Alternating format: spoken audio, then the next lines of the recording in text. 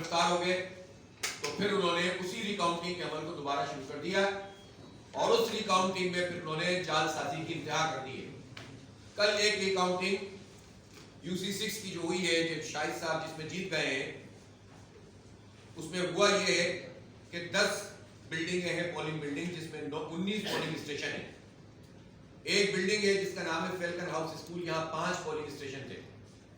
یہاں انہوں نے صرف جماعت اسلامی کے 350 ووٹ ریجیکٹ کر دیے, صرف جماعت اسلامی, کسی اور پارٹی کا کوئی ووٹ ریجیکٹ نہیں ہوا. اور ریجیکٹ کس طرح کیے کہ جو بیلٹ پیپر میں پیچھے مہر ہوتی ہے تو جب تھیلا کھلا, جو پہلے ہی کھلا ہوا تھا, جس کو میں نے رات جب پہلا تھیلا نکلا تو وہ پھٹا ہوا تھا, اس کی تصویر ہمارے لوگوں نے لے لی اور اس تصویر کو میں نے ٹویٹ بھی کیا تھا رات. اور الیکشن کمیشن سے ہم نے جس دوران میں یہ عمل جاری تھا ری کاؤنٹنگ کا, ہم نے الیکشن کمیشن آف پاکستان کو, الیکشن کمیشن آف سندھ کو اس دوران میں بتا دیا کہ یہ سب کچھ کیا ہو رہا ہے, کہ اب دیکھو ہم ایکشن لیتے ہو کہ نہیں لیتے. عملاً تو ہونا نہیں چاہیے تھا کہ فوری طور پر ری کاؤنٹنگ کو روک دیا جاتا اور الیکشن کمیشن کا عملہ اس کو ٹیک اوور کر لیتا, اس لیے کہ واضح جعل سازی تھی. فارم 12 نہیں دیا انہوں نے. یہ کیا دہشت گردی ہے کہ آپ ہار گئے, پٹ گئے, بری طرح عوام نے آپ کو ریجیکٹ کر دیا اور اب آپ جعلی طریقے سے زبردستی دہشت گردی کر کے جمہوریت کے نام پر فراڈ کر کے قبضہ کر کے آپ نتیجہ تبدیل کر رہے ہیں اور الیکشن کمیشن نوٹس بھی نہیں لے رہا. یہ ذمہ داری تھی چیف الیکشن کمشنر کی, جب ان کے علم میں یہ بات اسی دوران آ گئی تو وہ روک دیتے اور وہ کہتے ہیں کہ ادھر لے کر آؤ اسلام آباد سارے تھیلے بھی اور ووٹ بھی, سب دودھ کا دودھ پانی کا پانی ہو جاتا. بہرحال ہم اپنا آئینی اور قانونی عدالتی حق استعمال کریں گے. ہم الیکشن کمیشن کے پاس پوری رپورٹ تو یہ کر دی ہے, ہم نے مزید کریں گے. 350 ووٹ صرف اس بنیاد پر ریجیکٹ ہو جائیں, ٹوٹل نمبر صحیح ہے کہ بیلٹ پیپر کے پیچھے مہر نہیں لگی ہوئی. اس کا مطلب یہ ہے کہ انہوں نے اوریجنل پیپر کو نکال کر جعلی پیپر اس میں داخل کر دیا. اور چونکہ سارا کا سارا عملہ ملا ہوا ہے, DRO یعنی DC جو ہے ایسٹ کے وہ راجہ طالب چانڈیو ہیں, منظور چانڈیو ARO ہیں, اور ظاہر ہے کہ اس طرح سے پورا عمل شہر میں جو کچھ ہو رہا ہے سب جانتے ہیں. پیپلز پارٹی کس طرح سے ان لوگوں کو استعمال کرتی ہے, ایک مخصوص طریقے سے لوگوں کا اپوائنٹمنٹ ہوتا ہے اور پھر ان کے ذریعے سے تمام چیزیں. میں اس کرپشن کے دھندے کی تو بات ہی نہیں کر رہا جو پروجیکٹس میں اس وقت کیا جا رہا ہے, میں تو اس وقت صرف جمہوری عمل اور انتخابی عمل کی بات کر رہا ہوں. تو جب آپ اس طرح سے کریں گے تو ایسا تو نہیں ہے کہ ہم گھر بیٹھ جائیں گے, ہم اس پر اپنا آئینی جمہوری قانونی حق استعمال کریں گے.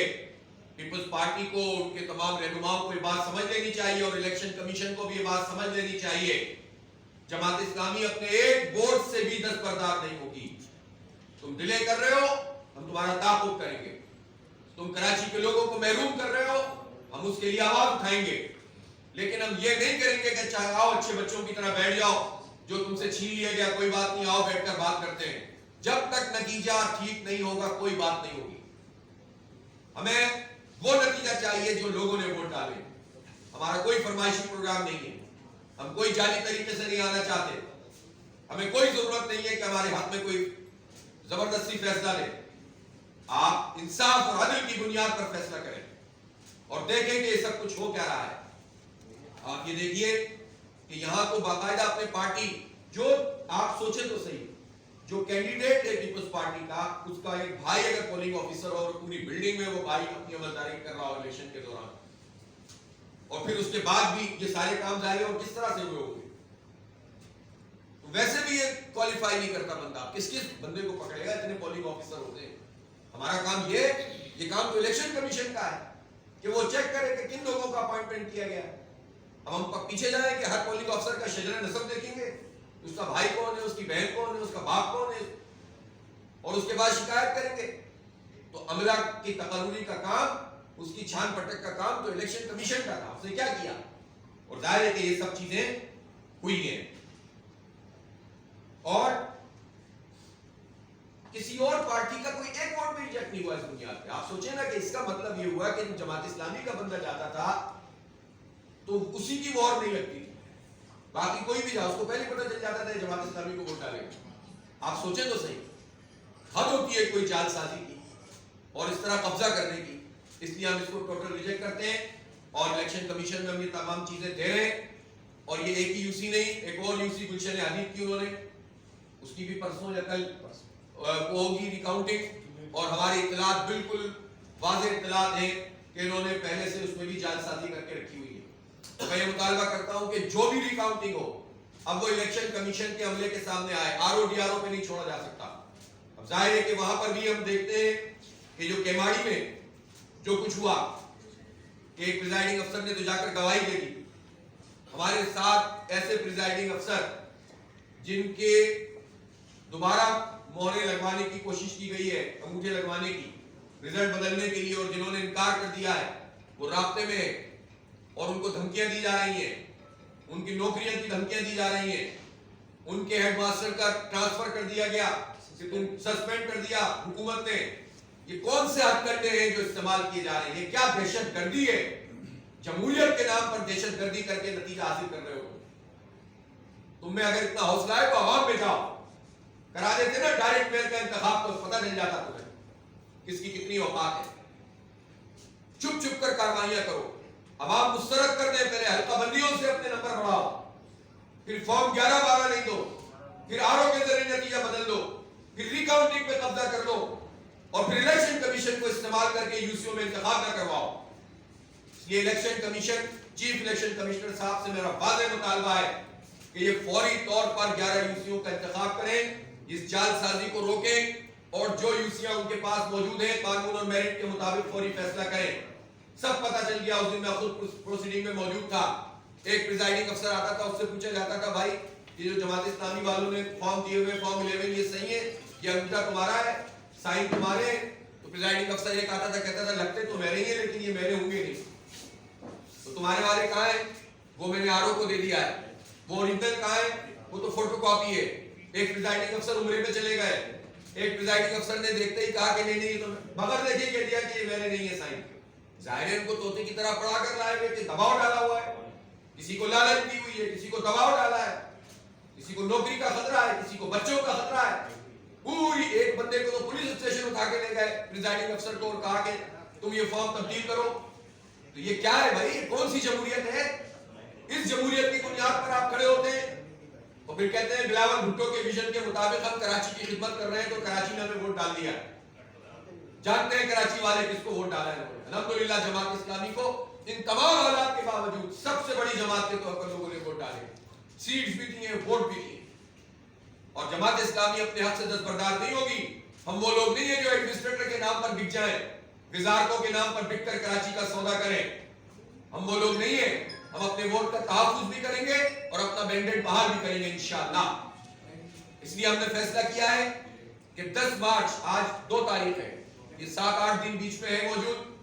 الیکشن کمیشن آف پاکستان کے لیے یہ موقع ہے کہ وہ اس پورے عمل کو درست کرے, 11 یوسیوں کے ضمن انتخاب کا اعلان کروائے, اور جتنی یوسیاں ان کے پاس ہیں اس کو میرٹ کی بنیاد پر ان 7-8 دنوں میں وہ درست کریں. ورنہ 10 تاریخ کو انشاءاللہ ہم دھرنا دیں گے, اور دھرنا پھر ہم غیر معینہ مدت تک لیے دیں گے. جب تک حق نہیں ملے گا نہیں اٹھیں گے.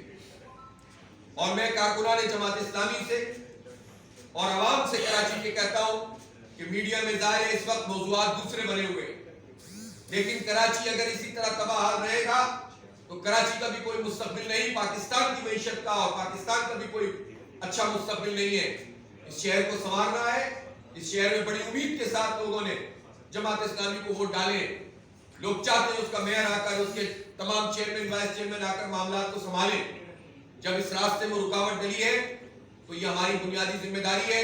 سب تیاری کریں, عوام سے رابطہ کریں, گھر گھر جائیں, ہینڈبل تقسیم کریں, چوکوں اور چوراہوں پر لوگوں سے رابطہ کریں, اور ایک بڑا دھرنا انشاءاللہ تعالی ہم کریں گے شہر میں, اور اس کے بعد اس دھرنے پہ بیٹھ جائیں گے اور اس دھرنے سے اپنا حق لے کر اٹھیں گے انشاءاللہ تعالی. بہت واضح طور پر میں کہہ رہا ہوں کہ جماعت اسلامی کو اور پارٹیوں کی طرح خریدا نہیں جا سکتا, ادھر سے ادھر سے رام نہیں کیا جا سکتا. آپ کو حق دینا پڑے گا, سیدھی سیدھی بات ہے.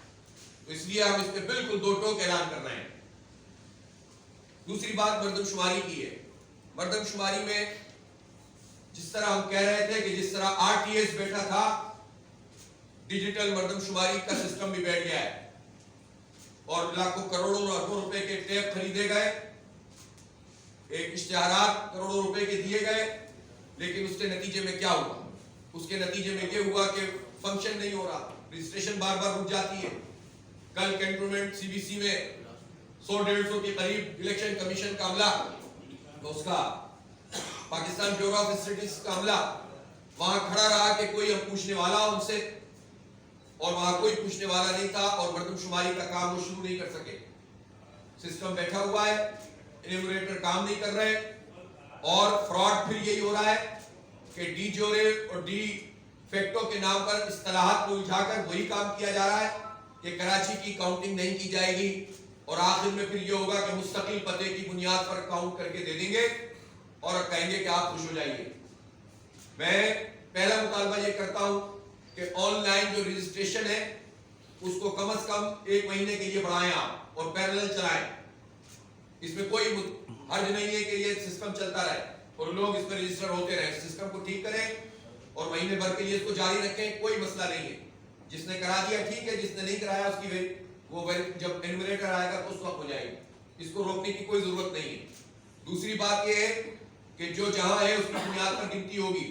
شناختی کارڈ کے حوالے سے یہ فیصلہ تو ہو گیا، لیکن امپلیمنٹ نہیں ہو رہا کہ شناختی کارڈ چیک کیا جائے گا، سربراہ کا بھی اور سب کے بے فارم چیک ہونے چاہیے، ورنہ یہی ہوگا کہ جو جس جگہ رہتا ہے مستقل پتہ ہے، وہ کہے گا میرے 8 بچے، اور وہ بچے تو رہتے ہوں گے کراچی میں لیکن کاؤنٹ ہوں گے وہ کسی اور جگہ پہ، تو نمائندگی ہماری اور اسی طرح سے وسائل ہمارے جائیں گے اور کاؤنٹنگ کہیں اور ہوگی۔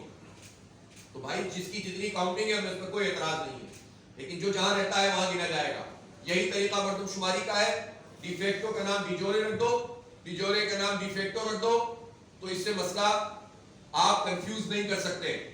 وہ لطیفے موجود ہیں نا کہ 2 چوزے تھے، ایک کا نام پا تھا اور ایک کا نام ٹا تھا، تو اس نے ڈاکٹر کے پاس جا کر کہا کہ میں پا کو بلاتا ہوں، بچے نے کہا تو ٹا آ جاتا ہے، اور ٹا کو بلاتا ہوں تو پا آ جاتا ہے، تو ڈاکٹر نے کہا ایسا کرو پا کا نام ٹا رکھ دو اور ٹا کا نام پا رکھ دو، مسئلہ حل ہو جائے گا تمہارا۔ تو یہ ڈیجورے کا نام ڈیفیکٹو اور ڈیفیکٹو کا نام ڈیجورے رکھ کے آپ مسئلہ حل نہیں کر سکتے، آپ جو جہاں ہے وہاں گنا جائے گا، بس سیدھی سیدھی فارمولا ہے، ایس او پی وہ ہونی چاہیے، اور شناختی کارڈ کے مطابق اس کو سب کی ویریفیکیشن ہونی چاہیے۔ تیسری بات ہمارا مطالبہ ہے مردم شماری میں یہ ہے کہ ہر فرد کو ایکسس ملنا چاہیے کہ وہ چیک کر سکے کہ اس کا نام مردم شماری میں شامل ہو گیا ہے، اس کا اور اس کے خاندان کا، اور یہ بھی ایکسس ملنا چاہیے اسٹیک ہولڈرز کو کہ جو چیک کر سکے کہ کسی ایک بلاک کوڈ میں تمام کے تمام لوگوں کو گنا گیا ہے کہ نہیں گنا گیا اور ان کا سم کیا ہے، اور یہ بھی ایکسس ہونا چاہیے کہ تمام بلاک کوڈ جس کے ایکسس دے رہے ہیں ان سب کا سم بھی وہ ہے کہ نہیں ہے۔ ان تمام چیزوں کا اگر سم نہیں پتا چلے گا، اس کا مطلب ہے پھر جعل سازی کرو گے۔ انڈیویجولی بندے کو پتا چلے گا کہ وہ کاؤنٹ ہو گیا، لیکن کلیکٹیولی وہاں پر فراڈ کیا جائے گا جیسے پہلے کیا گیا تھا۔ پہلے مینول فراڈ کیا گیا تھا، اب ڈیجیٹل فراڈ کیا جائے گا۔ اس فراڈ کو قبول نہیں کیا جائے گا۔ پچھلی جعلی مردم شماری کو پی ٹی آئی اور ایم کیو ایم نے منظور کر کے کراچی کی پیٹ پہ چھرا گھونپا تھا۔ آج یہ کس منہ سے کچھ لوگ کہتے ہیں کہ مردم شماری میں یہ ہو رہا ہے وہ ہو رہا ہے؟ حکومتوں میں بیٹھے رہتے ہو، جعل سازی کی منظوری دے کر کراچی کو آدھا کر دیتے ہو اور بعد میں شور مچاتے ہو اور پھر مراد حاصل کر کے چپ بیٹھ جاتے ہو۔ تمہارے دھرنے بھی کینسل ہو جاتے ہیں، تمہارے احتجاج بھی ادھر ادھر چلے جاتے ہیں، سب بھول بھال جاتے ہو، 2 ایڈمنسٹریٹروں پہ بک جاتے ہو، کمیٹیوں پہ بک جاتے ہو، گاڑیوں پہ بک جاتے ہو۔ کراچی کا اب یہ سلسلہ الحمدللہ ختم ہو گیا ہے، کراچی کے لوگوں نے ان سب کو مسترد کر دیا۔ اب انشاءاللہ ہم یہ حق لیں گے کراچی کے لوگوں کا۔ کراچی سے بھی وزیر اعلیٰ آ سکتا ہے، یہ کوئی قانونی پابندی نہیں ہے۔ کیوں نہیں بن سکتا ہمارا وزیر اعلیٰ؟ اس لیے بنے گا کہ جب ہمارے نمبر پورے ہوں گے، جب ہماری ریپرزنٹیشن سندھ اسمبلی میں پوری ہوگی اور پورے اعتماد سے جب لوگ ووٹ ڈالیں گے تو انشاءاللہ تعالیٰ یہ سندھ حکومت کا بھی جو قبضہ سسٹم ہے یہ ختم ہو جائے گا، وڈیرا سسٹم ختم ہو جائے گا، جاگیرداری سسٹم، مقامی ہاریوں اور سندھیوں کا استحصال کر کے ان کی گردنوں پہ بیٹھ کے یہ ظالم وڈیرے اسمبلیوں میں آ کر بیٹھ جاتے ہیں اور پھر پورے صوبے کے اوپر حکمرانی کرتے ہیں۔ یہ سسٹم ختم ہوگا اگر یہیں سے اس کا آغاز ہوگا کہ گنتی صحیح ہو۔ تیسری چیز کہ الیکٹرک، کل نیپرا کی ہیئرنگ تھی،